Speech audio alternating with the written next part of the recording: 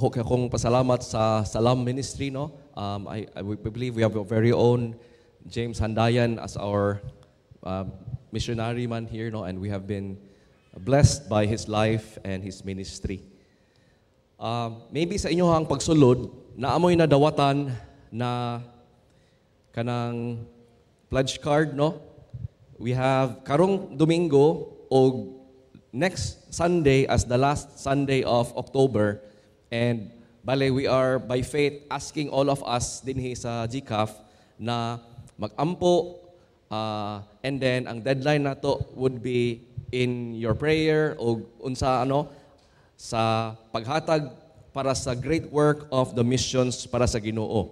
So gitahasan ko nakoy task karon para sa atoa na karong Domingo o next Sunday mag preach ko sa inyo about nganong importante kaayo ni na trabaho and unsaon nato ni pagbuhat the work of missions together as GCAF, no, as a local church. Dili lang usa ka individual, kung dili bilang usa ka gatipok na sa simbahan diri sa Dios, no?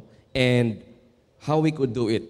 So nangay ko pag panahon sa hunahuna, pag-andam, and akong igibulag ang duha ka message karong Domingo o next Sunday. Ang karon motutok ko sa message, sa importansya sa message sa missions, and then next Sunday ang messenger, no? Ang mga ga-involve sa missions. So, ang title for this sermon is ang centrality, no? Ang importansya, ang pinaka-grabe gyud ka core in the area na nganong gabuhat ta og missions, and that is ang maayong balita, no? The gospel. Ampo ta and then magsugod ta sa libro sa Romans 10. Ginoo, salamat Lord sa imong pulong. Thank you Lord that sa among nakita karon na testimony of how ga-work ka here, no? Though naami sa syudad, Lord, naagi kalanlain na mga kultura na adinhi, na mga lain-lain na mga relihiyon na adinhi, and makita gyud namo, Lord, no, na ang gibuhat nimo sa una sa early church during the time ni Apostle Pablo, ikaw gyapon ang pareho na Dios, O Lord, na ginasimba ato na panahon ug karon. Among giampo, Lord, na imo gyud ing bless ang among mga missionaries. I-bless nimo silang ang Salam Ministry, Lord, as they reach out to the people groups, Lord, especially in those who are believing in Allah. And I pray, Lord, na they would see you for who you are, the wonderful Lord and Savior.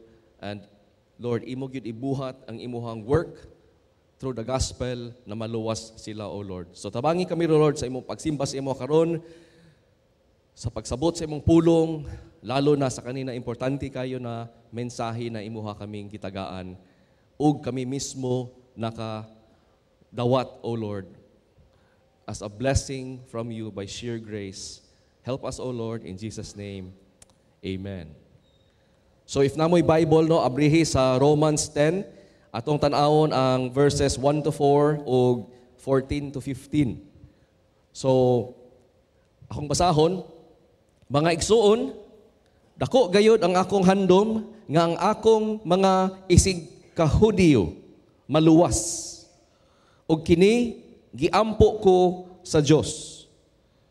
Makapamatuod ako nga kugihan sila sa pag-alagad sa Dios. Walay ito, no? And then, apan, dili sumala sa kamatuuran. Kay wala sila masayod sa pamaagi sa Dios sa pagkamatarong sa tao. Nagtinguha hinuon sila sa ilang kaugalingong pamaagi ug wala nila sunda ang pamaagi sa Dios. Wala sila makasabot nga ang kasuguan natapos diha kang Kristo. Kay pinaagi sa gibuhat ni Kristo ang matag-usa nga nagtuo kaniya maulang ang gipakamatarong. apan unsaon nila pagdangop kaniya kung wala sila motuo. Ug unsaon man nila pagtuo kaniya kung wala sila nakadungog mahitungod kaniya. Ug unsaon man nila pagkadungog kung walay musugilon kanila. Ug unsaon man paglakaw ug pagsugilon sa mga tigbalita kung wala sila ipadala. Sumala sa kasulatan, pagkatahom gayud kung moabot ang mga nagsangyaw sa maayong balita.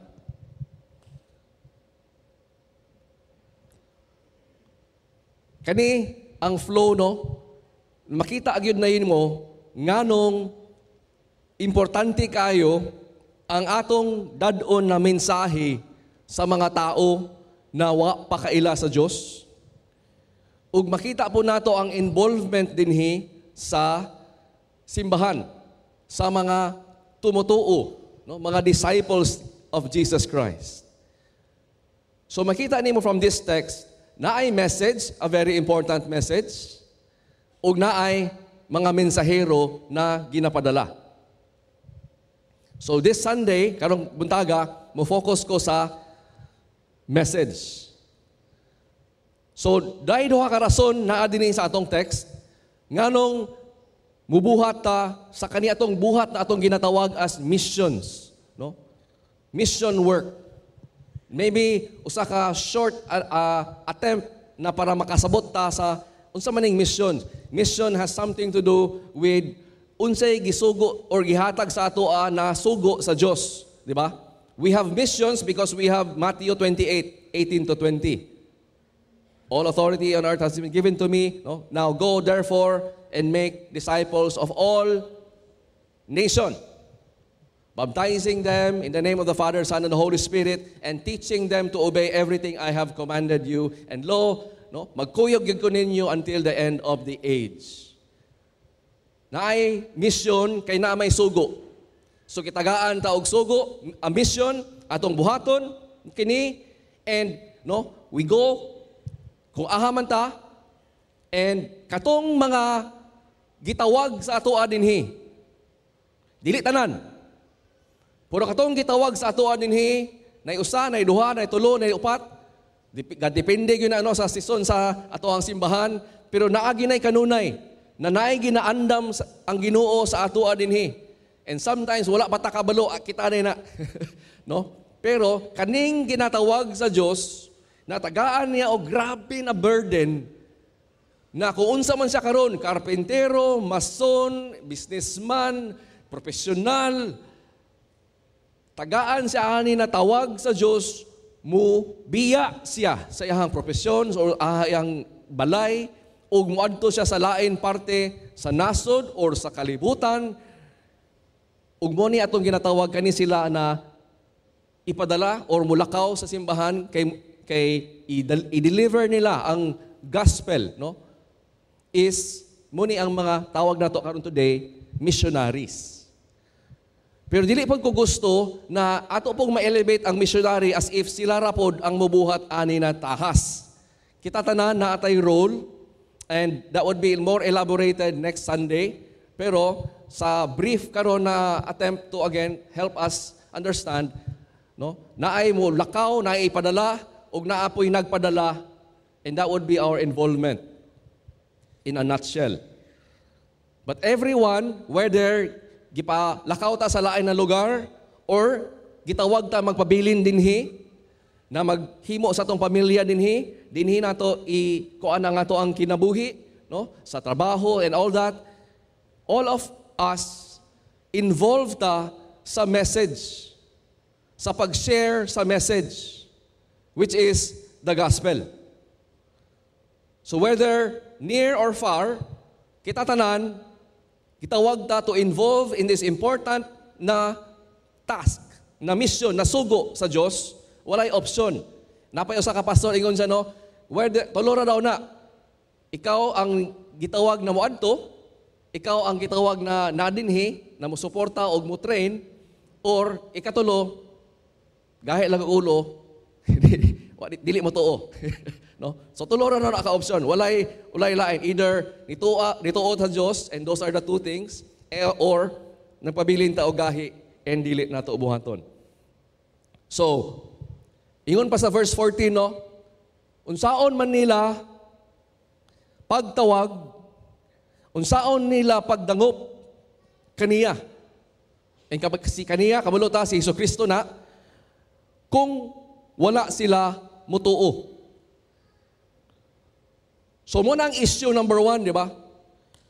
Ang sugo sa Diyos, na kailangan kita mo sangyaw sa maayong balita in all nations, make disciples of all nations, is as long as naay wa pa nituo kang Jesucristo, ato gid silang sangyawan sa maayong balita. Wala pa nahuman ang trabaho, ang sugo, until He comes again.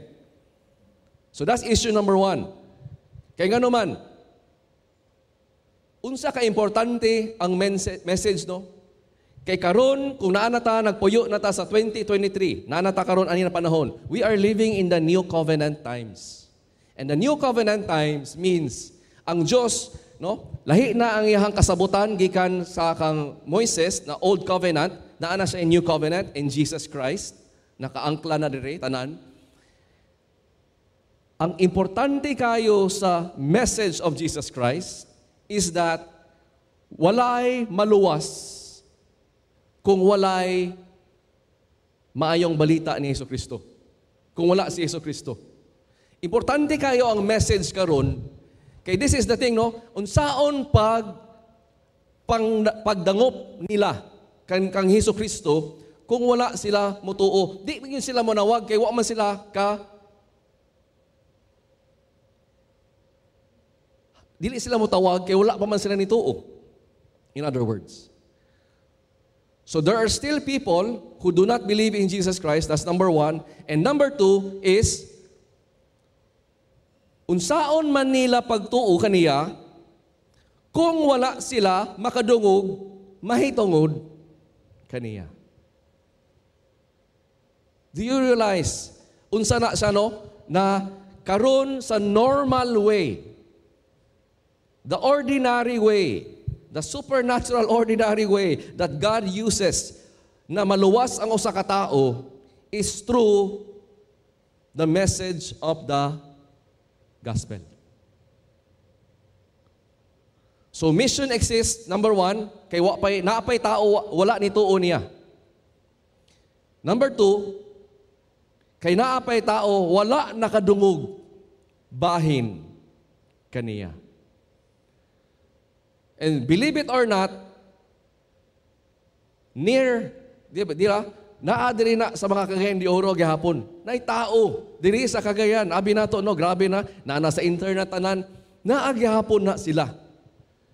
Naa gihapon na sa lain parte sa nasod. So importante kayo whether near or far, no, mo involve gyud ta tanan kay grabe ang weight of this responsibility ba na kitagaan sa importante kayo na message of the gospel na i-share sa mga wala pa nituo sa iyaha, sa mga wala pa nakadungog bahin kang Jesucristo, sa maayong balita ni Jesucristo, kailangan gayud nato ni siya buhaton. Now, unsa man ni? No, to make it clear, I've been mentioning it, no, the gospel. Pero, notice ninyo, no, na naa sila'y wala gituhuan, naa sila'y wala na dunggan bahin ka sa iyaha, kang Jesucristo. And we call that today as the gospel or the good news. Matod pa niya, kung naon-naon mo ba ang konteksto sa kaning Romans 10. In Romans 1, niingon siya, I am not ashamed of this good news, and we call the good news gospel. Bahin what? No, may good news good na, di ba, nakabasa ko sa article na naadoy nakadaog bag-ulang 15 million na loto. No, 15 million na loto. Para sa iya ha, good news na, no, kay katong nakadaog sa winner, sa mga losers, bad news, no, kay was nakadaog. Pero the good news daghan man good news sa kalibutan na para sa ato good kay makapalipay, no? The good news, muuli na ang akong dugay kayo na mingaw na parinti, no? The good news, daghan kay mga good news. Pero wala na sila in comparison to the good news about Jesus Christ. So when we're talking about the gospel, we always mean it is the good news bahin kang Hesukristo. Okay? Dili sa lain na mga other things. Dili sa good news na maayo ka sa imong sakit, madato ka. No, dili kana. It is the good news about kinsa si Hesukristo ug unsa iyang gibuhat para kanato mga makasasala para mapasaylo ang atong sala ug therefore maluwas ta sa muabutay na paghukom sa mga makasasala. So the good news about Jesus Christ, nakita nimo, is mao karon ang gahom, the power of God at work, na this is the saving work of God sa tanan na motuo unsa ilang tuhuan. Sa maayong balita bahin kang Hesukristo. Mao ni ang pasabot ni Pablo sa Romans 10 na naapay wala ni tawag kang Hesukristo kay wala pa sila ni tuo kang Hesukristo. Sa maayong balita ni Hesukristo. Missions exist kay naapay wala nakadungog kang sa maayong balita about Jesus Christ. And nga naman, importante kayo na because mao ni karon ang gamiton sa Dios na gahom base sa pulong sa maayong balita ni Hesukristo na maluwas ang usa ka buok na tao.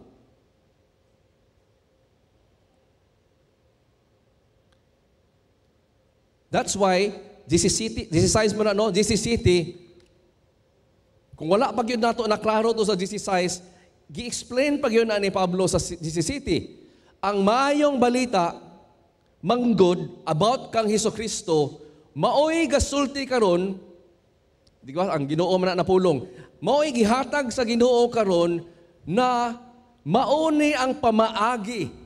How ang usa ka Dios na grabe ka putli, holy, just, righteous, walay makalusot na makasasala sa iyahang paghukom.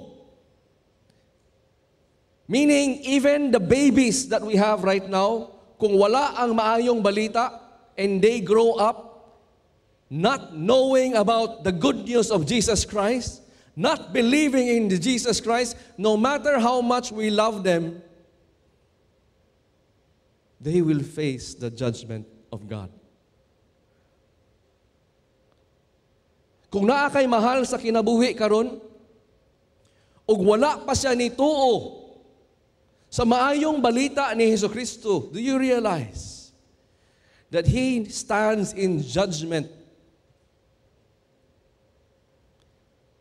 against a holy, righteous God?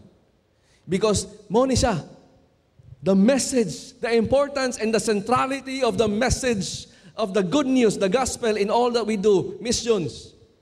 Secondary na ning makatabang ta sa ilahang ngipon, sa ilahang pagbasa, sa ilahang other areas, no, sa tubig.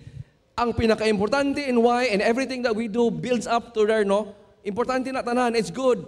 It's entryways and one man. Dako kayong importante kay nga ang message. It is the only way that a holy God will accept someone. And that is if naa siya pagtuo kang Hesukristo. That's why, di ba? It is just as unsay gisulti sa pulong sa Dios, sa scriptures. Ang mga tao na dawaton sa Dios tungod sa ilang pagtuo kang kinsa, kang Hesukristo, sa maayong balita ni Hesukristo, will live. And those who don't will die. That's what John 3:18 says. The current state Bahala unsa ka cute, unsa siya kabuutan, unsa siya ka religyoso karon na tao. Kung wala siya nagtuo kang Hesukristo as the gospel in Jesus Christ, ingon pa dira sa John 3:18, kinsa tong nituo kaniya, dili makondemnar, pero katong wala is condemned. Kasi pasabot sa condemn, Bisaya, muadto sa impyerno. Muatubang sa kapungot sa Dios sa mga sala na dili gakapasahilo. That's the judgment, no? Ang Dios husgahan ta ang usa ka tawo kung wala siya nituo in the name of God's one and only Son. Dili ni joke.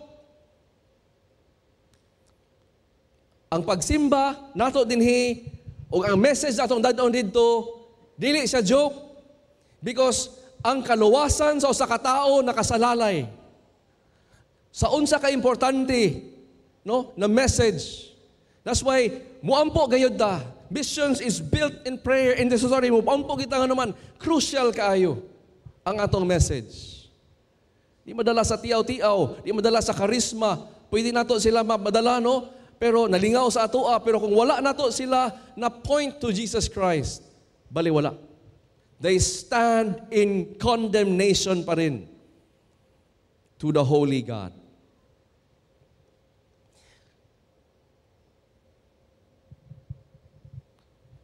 Now nga naman na, we know that Paul is one of the greatest missionaries, no, that the church, by God's grace, has ever sent. Grasya ra gyud tanan kay kabalutak kinsa siya sa una. Pero tan-aw na to karon, no, sa pagsulat niya ani, makita gyud nimo na dili nimo masinglan si Pablo na nagkulang siya sa paghigugma sa mga Hudiyo, sa iyang kapwa Hudiyo. In fact, makita gyud nimo no, na part of this is normal Christian, no, na we should have a God-given love and compassion.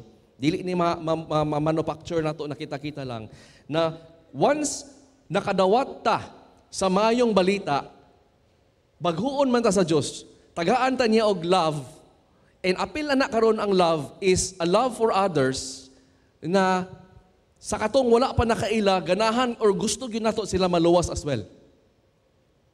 So makita na nimo in Romans 10:1, no, ang puso na adiri, no, puso ni Pablo.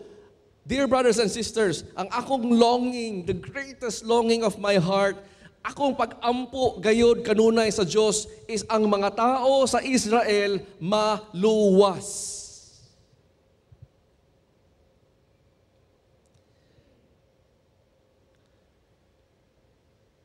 Dili nimo gyud ma-question na ang kaning tanan effort ni Pablo, wala siya naghinigugma sa ila. Now, I want us to take note of that nga naman. Kay na din siya isulti karon sa atong kultura today, ha? 2023, Pilipinas, and even I think is the world culture.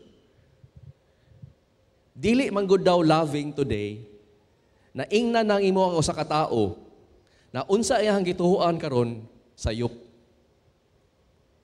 Dili daw loving o offensive daw na kung ingna nimo ang usa ka tawo ang iyang relihiyon na iyang ginatuhuan karon, iyang idea of loving God is not right. Di ba? Because unsa man karon ang kultura karon, ang love is interpreted as, dictated as, pasagdi ko sa unsa akong gusto, tuhuan, buhaton sa akong kinabuhi. That is love today. That is how love is defined today. Pasagdi ko, dawat ako kung kinsa ko. Ayaw ko i-convert sa imuhang relihiyon, sa imuhang pagsabot sa Diyos. Diba? Ayaw ko sermoni. Those would be the mga objections, no? Now, if you agree that Romans 10 verse 1 is Apostle Paul expose ang iyang heart na this is love. There is a love, a longing for Israel to be saved. Tanawa ang verse 2. And he's talking about the people of Israel. But that also applies today. Ingon siya, ingon gayod ko no, I can testify about the people of Israel that they are zealous. Unsay pasabot sa zealous? Grabe ang passion. Grabe ilahang love. Grabe ang ilahang deep concern. Another Bible dictionary, no? Or devotion. So, grabe ang ilahang devoted kaayo. Kita no, kung kita mga Pilipino, ingon man no? Devoted kay na siya na blank. No? Devoted kay na siya sa kani. Devoted kay na siya na anak. Devoted kay na siya, etc., etc. And what we mean that is, there's a great love, a great passion involved, anak. Dili nimo masaway na wa nila gihigugma. Wala sila naningkamot, wala sila nag-sacrifice. Dili sila, quote-unquote, maayo na tao because they do good works. So, unsay problema sa Israel? Dili sila luwas.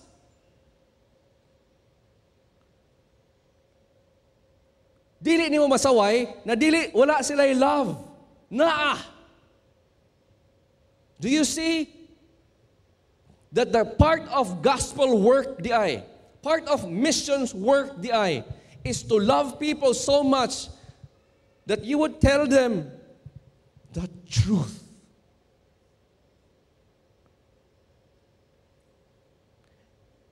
The truth of the gospel. Nganong Christianity is one of the most hated movement or faith in the world, no? It's because the gospel of Jesus Christ, once shared, will shine a light to a person's heart and mind na ang iyang gunitan na precious kay na love or his idea of love for God. See, they're zealous for God. They have a passion, a love for God.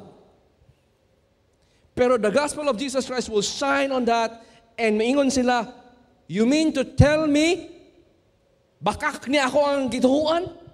You mean to tell me, sayop ni ang akong gigunitan?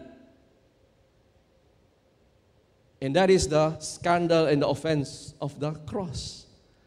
Because that is the message of Jesus Christ. Why did so many religious leaders hate Jesus Christ? To the point na gusto nila patyon si Jesus Christ. Because Jesus Christ, when He would speak the truth of the kingdom of God, nahayagan ng mga religious people during that time, those people with great zeal and love for God, and would say, pero wala man sila, dili man based on truth. Their love for God was based on a different truth, a lie. Their zeal is not based on knowledge. Do you realize how many people are like that today? Having a great love for God, pero dili sila luwas. And that's why missions exist.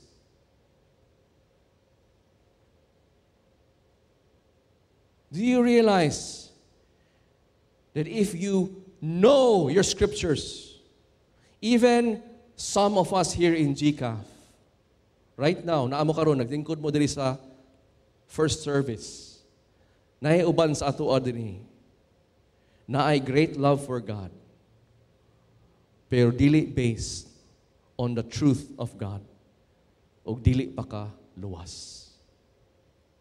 You realize that?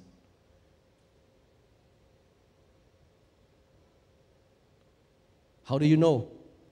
How does Paul, ano masultim na nimo Paul? Why can you say? Because, di ba, grabe man ang ilang zeal for God, grabe man ilang love for God, gano'n makaingon makadili sila based on knowledge. You know them by what they do. So dinhinin iyang progress sa iyang thought. Ngano ang Israel, dili sila luwas? Ngano nga sila love for God, pero dili na in accordance sa kamatuoran sa Diyos? Number one, wa sila kasabot. Nagigugma sila sa Diyos, pero wala sila kasabot sa iyahang pamaagi. Wala sila kaila sa Diyos as iyahang gi-reveal sa iyahang kamatuoran sa pulong sa Diyos. They don't understand God. And therefore, they don't understand His way of making people right with Himself. Kabalo ka na, the people right with Himself? Di ba mo manang ingon sa Romans 1? The good news of God, the good news of Jesus Christ is the saving work of God. The good news of Jesus Christ tells us how God, a holy God, can make people righteous. How a holy God can forgive a sinner's sin.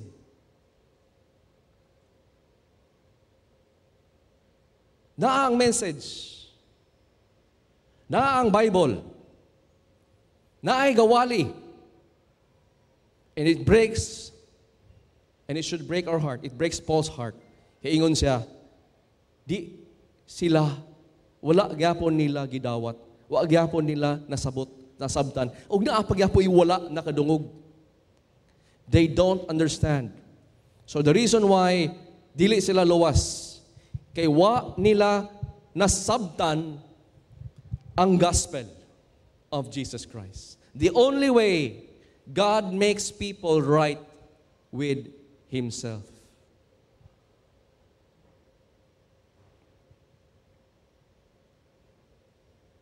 So, unsay resulta? Unsay next evidence sa imong kinabuhi, sa kinabuhi sa mga Israel na nagpakita gayud na wa gyud sila, di gyud sila luwas. Dili tungod kay wala sila kaila sa Dios, wala sila ka sabot sa gospel of Jesus Christ. The only way God makes people right with Himself, dili sila motuo sa Dios. Without faith, we cannot please God. Bahala unsa ta ka relihiyoso, bahala unsa ta ka loving sa iyaha, how much we love Him. Do you realize that ang imong love for God does not save you, my dear friends? Your religiosity does not save you, my dear friends. Ang imong ingon nimo great zeal and everything is involved there, from the sacrifice, from the waking early and all that. Without faith and understanding the gospel of Jesus Christ, they refuse to trust God. Unsay resulta? They also now, they refuse to trust God, they don't have faith, saving faith, and they will now try. Buhaton nila tanan, good works, everything, from being religious, to try to be acceptable to God by obeying the law.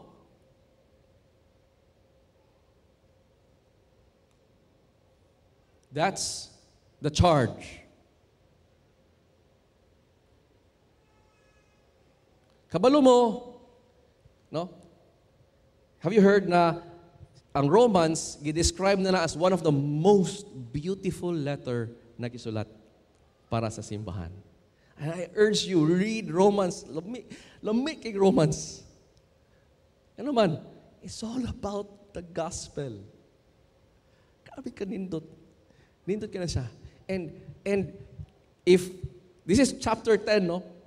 I don't want you to miss the fact na ang chapter 9, daghan na kayo yung mga Christians ni hilak ana.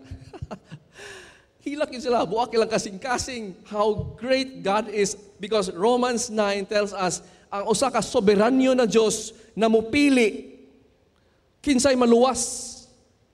Kinsay the saving work of God involves Him also choosing ba. May nakita nato ang Romans 10. Ang kailangan na to buhaton is musangyaw ta. How can they not hear? How can they believe if wala sila nakadungog? No, nanaagi responsibility ang human. Do you realize na dili gakapalong ang soberanyo sa Dios o iyang ability to choose as God and ang ato ang responsibility being man? Dili na siya one or the other. Kanang duha, nagkuyog ng duha. And that's our responsibility, no? The charge and the condemnation nila is di nila dawaton ang maayong balita na kung kinsa si Jesucristo. Di sila mo sabot. They refuse to trust God. And now they will try to look or offer something else. Second thing na ma-observe na bitaw is, if you ask people right now, and you share the gospel to them, and you ask them, why do you think God will let you inside the kingdom of God? No, sa EE. And they will give a very common answer, halos makita nimo, I try to do good. I try to be good. Gatry ko my best na magbinutan. Now, next Sunday man no, pero grabe ka-importante ba? Because Paul could have just given us one chapter of the gospel presentation, di ba? Ngano man. Di ba? Ang atong na-train sa ato the past few decades dire sa mga simbahan is unsay pinakadali na training sa pag-share sa good news kay ang mga tao karon busy kayo. Kung mo-share ka sa gospel, o dugay kayo ang pag-share sa gospel, dili na nila dawaton. Mo ang part sa reasoning behind ang pag-share sa gospel, nagkamubo, nagkasayon in trying to help people believe in God, receive the gospel. Pero tanawa ang pamaagi ni Pablo is that he actually shares the gospel in its full version every time. No? Muspend gid siya og dugay sa pag-explain sa gospel. Iyahag yung i-connect sa kung inconsistent ang mga tao or wa kasabot ang tao or naa sa bakak pa ang mga tao and shine the light of the gospel there. Specifically here in Romans 10, di ba? He's talking about Jews. The people of Israel, wala sila kasabot. And the way I share the gospel to them is kani. Diba? Because dili man sila mo ila. They refuse to trust God. They try to keep the law. And that's based on people of Israel. And that should also help us do our missions, no? But now, nakita ni mo dayon in Romans 10:4 is that Christ is the end of the law for righteousness to everyone who believes. That is the good news of Jesus Christ. Right? That's his answer, that's the gospel message para sa mga dili mo dawat, dili mo kasabot, they refuse to trust God, they try to be acceptable to obeying the law, and Paul is now saying, the good news of Jesus Christ for you people is that Jesus Christ, siya ang katapusan. Meaning, you don't try to earn your way to heaven by keeping the law. Believe in Jesus Christ and siya karon ang iyahang righteousness, iyahang perfect life as it is demanded and required by the law of God. Mo'y mahatag sa imuha to everyone who believes. Put on Jesus Christ in the area ba na, this is his righteousness. What you see me, the idea that I'm wearing a jacket karon, di ba? You see my jacket and not what's underneath me. If I try to go to heaven wearing my own clothes, wearing my own righteousness, doing what is good, law-keeping, di ko dawaton sa Diyos. Pero if I wear what He has given me, the provision, na maka-appeal ko sa wedding banquet, I put on Jesus Christ by faith. I believe Him. He gives me robes of righteousness. The righteousness of Jesus Christ. Ang makita karon sa Diyos, dili ang akong pagkamatarong, kundi ang pagkamatarong ni Hesus Kristo. Thank God! Right? That's the end of law-keeping as a way to enter heaven. Di pa na nato mabuhat. Kabalo ka nga ang Roman Catholic, they had to introduce purgatory because niingon man sila, Dili enough mo to kang Hesukristo, kailangan ka mo keep sa mga sacraments. And nakarealize din ang ilang mga katauhan, di na mo makip. Ay mo ba? Sige, maghimo may bag-o na doktrina na ay purgatory. Kinsa depende sa ampo sa mga nabuhi. Baka early ka ma-promote to heaven. It's a lie. A lie. They have a zeal for God, but it is not in accordance to truth.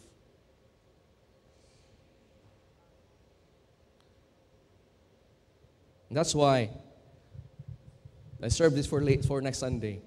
Saan mo na, this is the messenger, no? Importante kayo si messenger. Importante kayo kinsa ang atong ginapadala as well.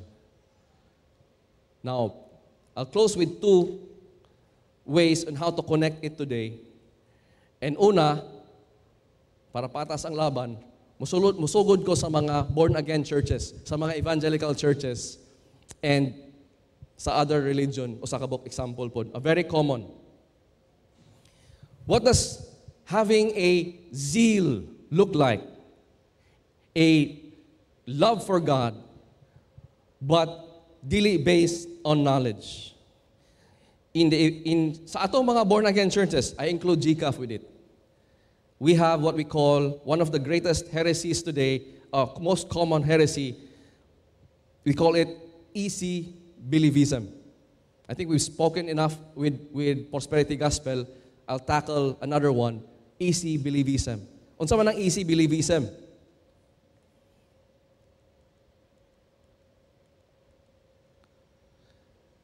Bahin kani sa mga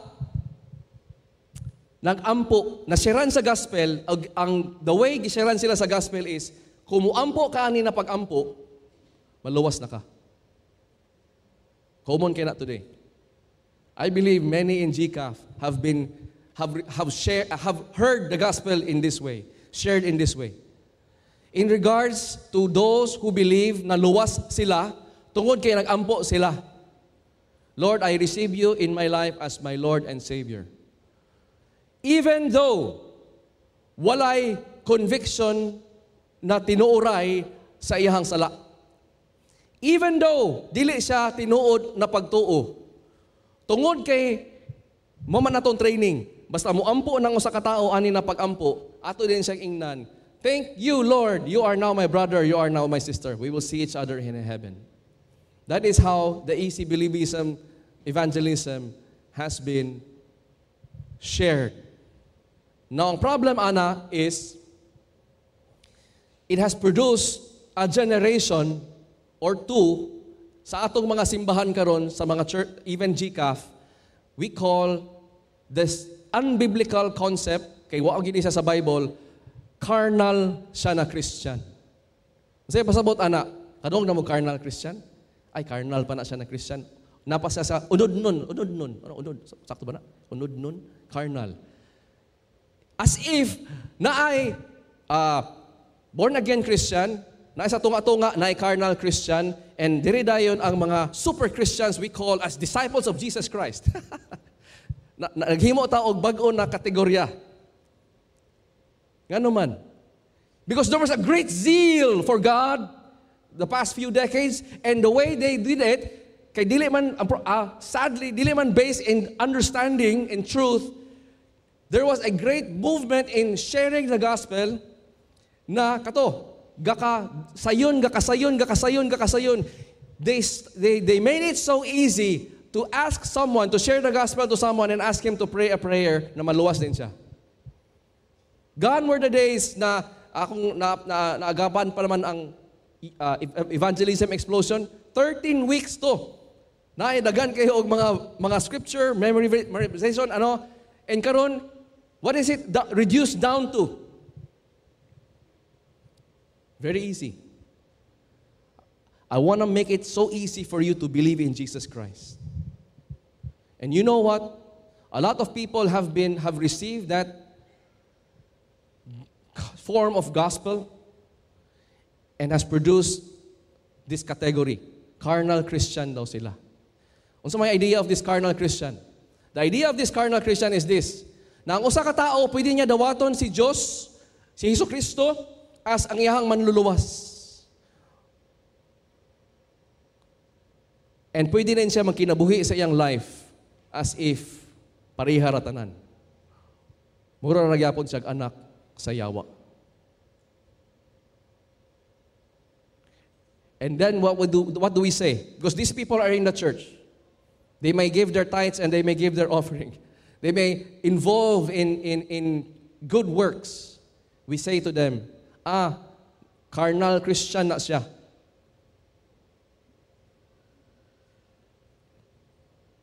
And we say to that person, brother, sister, nga naman, unsa man nga to ang way of checking. Testimony man ako, nagdawat ba ko ni Hesukristo? Ni ampo man ko. And then ang prutas, ang ebidensya sa iyang kinabuhi, sa iyang pag-live sa iyang life is living in sin. In total disregard of the truth of God in 1 John. Nakatong mga tinuoray na anak sa Diyos, walay usa magpadayon sa iyang sala. Hantod. Maabot yun sa point na makahinulsol siya. Mausab gayud siya. That's the thing, no?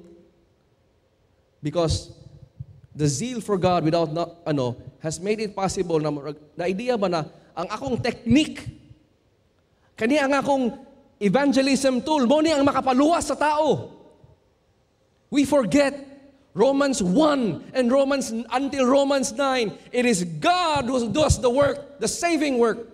Dili ang technique, dili ang We just share the gospel. We should not be ashamed of the gospel. Share the gospel in its entirety.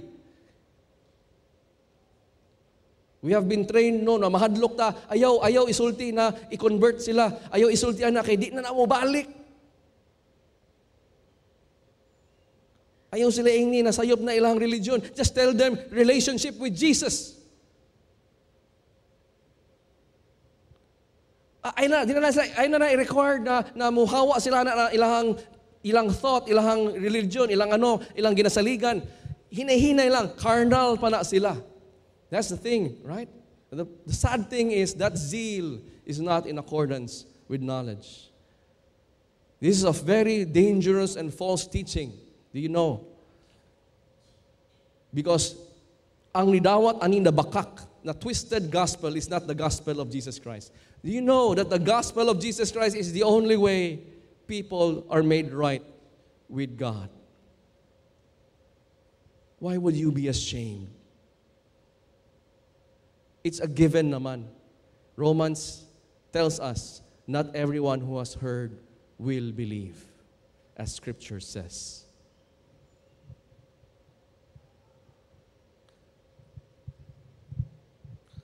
Dear person, kung naa ka karon, naminaw karon, dinhi. You say you have a love for God. Pero tanawa imong life, adulterer ba ka? Kapadayon ba imong adultery? Liar ba ka? Sige pa magyapon ka agpamakak? Thief ba ka? Kapangawat pa magyapon ka hantod karon? Kabulo ka unsay ingon sa kamatuoran sa Dios, ang mga ebidensya ana nagpakita sa usa ka tao na dili siya carnal Christian. No, dili ka saved, dili ka Christian. You need the gospel. You need the gospel of Jesus Christ, not a false gospel like easy believism. Walay carnal Christian category, my dear friends. You are a child of God or you are a child of the devil. 2 Corinthians 5:17. This means that anyone who belongs to Christ has become a new person. Do you realize the person that has received the gospel of Jesus Christ becomes new? God saves you. God makes you new. Ngayon sa katao, anak siya sa usa ka pastor, ali. Kay, kuha na ba ni, dako ng ulo. Grabe ko ka-effective na evangelist. Dadon ka sa sementeryo. Adto niya, gidala niya sa sementeryo. Ana ang katong usa ka wise na brother na to. Ana siya. Kita ka ni mga kuan? Mga tombstone. Maski usa lang. Ipabanhaw usa daw ka tao. Maski usa lang. Ingnan ba siya? Take as much time as you need. And katong grabe ka, quote-unquote, effective na minister na kuan, siyempre, ingon siya, waka kuyapi, imposible man eh. Gingnan din siya sa katong wise na to na brother. Exactly. Kanus am ka gano nakahuna-huna man ka. Na naa sa imuha. Naa sa imuhang pagkamaayo mo sulti, sa imuhang teknik na makabanhaw kag usa ka tao. Ang Dios raman ang makabuhat ni ana. Realize, kung kita faithful ta in sharing the gospel, dili kita ang muluwas sa tao. Dili, ang ato ang persuasive words, mo'y nakakonvince ana na tao. Ang Diyos ang niluwas sa kanay mong ginaampuan na dugay kay na tao. Dili sa imong pagkamaayo, sa imong pagkagwapo, sa imong pagkabuutan, sa imong pagkarelihiyoso. Dili, ang Diyos ang nilihok o gigamit niya ang pulong sa maayong balita ni Jesucristo na imong nasangyaw. Realize. Romans 8:6. For to be carnally minded is to be in death. You're still dead in your sins. My dear friends, I am sorry if a zealous brother or sister who was not in accordance with the true knowledge of Jesus Christ shared the gospel to you and assured you that you can be a carnal Christian and go to heaven. No. The Word of God says, if you are carnally minded, you are dead in your trespasses still. And to be spiritually minded, you see it in your fruit. You will know for sure. 1 John, you have life and peace.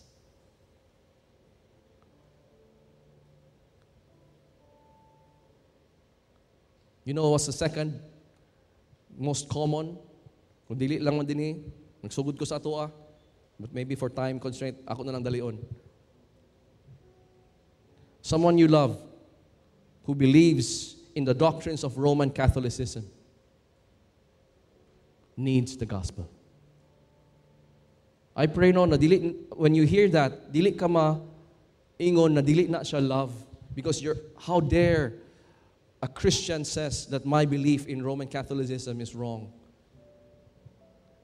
It is love, my dear friend. It is love to tell you, speaking the truth in love, but this is the truth. If you believe, sa katao, no, natay mahal sa kinabuhi, maybe na sa atong small group, maybe na ato ng parinti, maybe ato ng mahal sa kinabuhi, and they believe in Roman Catholicism. We believe, no, na we don't have the time, pero there's a lot of people na religious kayo, great zeal in Roman, that is a Roman Catholic, great love for the Lord. Pero tungod kay dili man based in the truth of God, in the gospel of Jesus Christ. They believe in faith, plus, diba, you have to keep all the sacraments. They believe in tradition more than the Bible, alongside the Bible, or even more than. They believe in the Virgin Mary as the mediatrix, no? One of the mediator, na siya ang mediate between you and them and Jesus Christ, and Jesus Christ then to the Father. They believe in baptismal regeneration. Ano sa man ang baptismal regeneration? Bahala sanggol pa na. Pero tungod sa kanina act na among gibuhat o ang kuan sa pari as the instrument, mahatag na mo ang pagtuo sa kanina binuhatan sa maayong buhat sa ka baby. And that is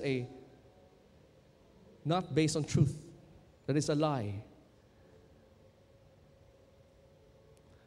Na sila indulgence na even ang current pope, no, ang current Pope Francis, ang unsa man ang indulgence, certificate gikan sa simbahan, Roman Catholic simbahan, na base sa unsa ka kamaayo ka generous, unsa ka maayo ka na work, tagaan kanila certificate na moingon, kami ang makadeclare na imong pasala na pasaylo na ug malangit na din ka. That is a lie. Because the only one who can do that is not the church but Jesus Christ.